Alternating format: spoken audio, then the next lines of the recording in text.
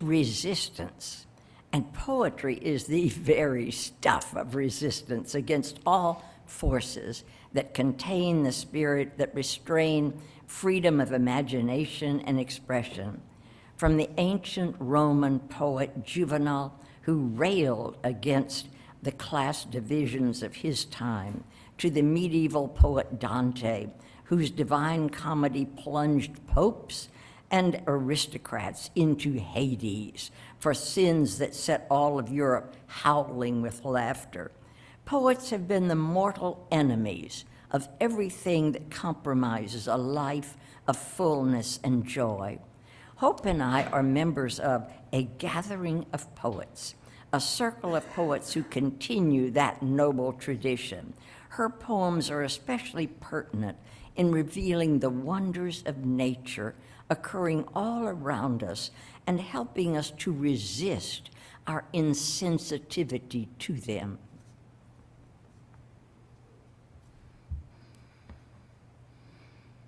I often sit out on my front porch and watch the sunrise, and this is a poem that tries to capture a piece of that. It's called White Rainbow. The first birds cry out. Dry magnolia leaves rattle on winter grass. Herons rise, sudden in the mist. A white rainbow lingers in the dawn sky.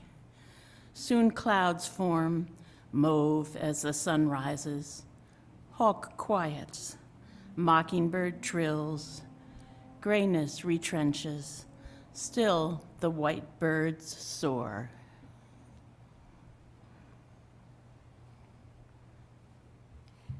Poets often call attention to systems of domination that restrict the lives of people without the power to force change.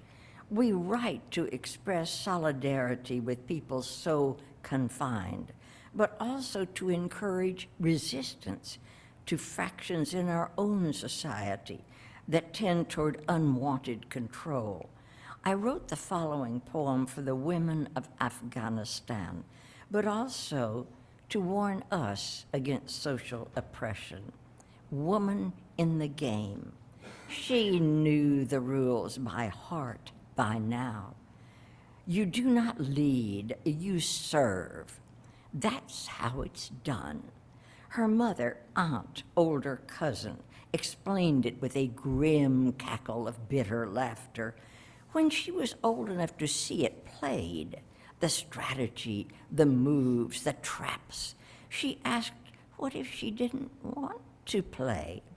The women faced her, eye to eye, whispered in tones that hissed of danger, they will crush you.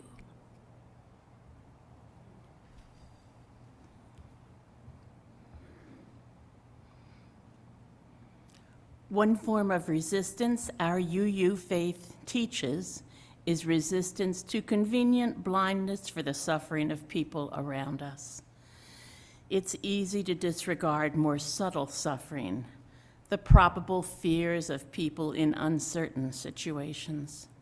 In my poem about my sister's situation, I try to anticipate her discomfort and offer the gift of my presence even when distant. The poem is called A Gift for My Sister in Surgery. Your heart was leaking and beating too fast. Your daily race walks turned to shambles. They tell you this can't last. You slowly nod, make the appointment. You who often banked on chance encounters to punctuate addictive solitude, rise silently.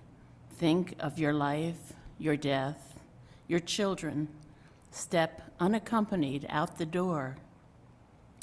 You have driven yourself in freezing darkness to some white place, disrobed, succumbed to drugged oblivion.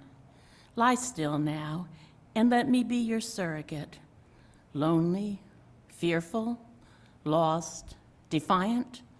Is there anything else I can do for you? I wonder if I love you well enough to climb into your heart. I close my eyes and leap. At last I find you in an unknown place. I didn't want you to be there all alone.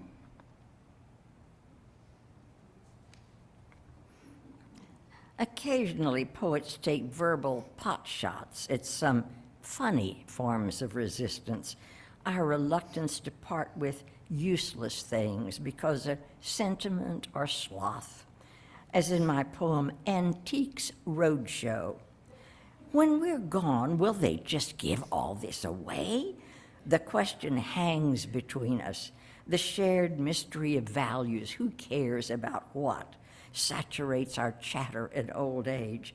What difference will it make when we are scraps of bone for the fate of coins, a handmade clavichord, the paint-cracked hull of a modern ship? Nothing here is part of our heirs' time or of a past they've lived, not their aha when a misstamped coin appears in pizza parlor change, not their look at this in someone's attic. They will not have the sense or patience to track down prices the world assigns to tarnished silverware, a crochet cloth, nor can we convince them to record this dusty pile as shabby chic.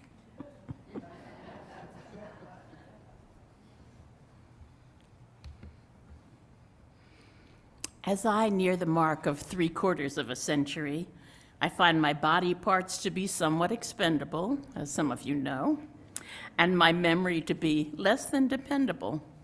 One day I found myself trying to imprint the things I love more deeply, hoping that they might remain with me even if ordinary memory should fail me someday.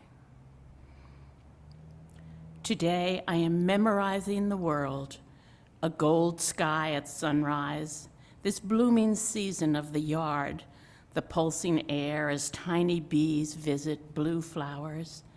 But most of all, I am saturating my heart with images of you, your smile when we rise, your joyous laughter, warm breath on my skin, so that if one day I forget quite who I am, I might still, as in a dream, remember you.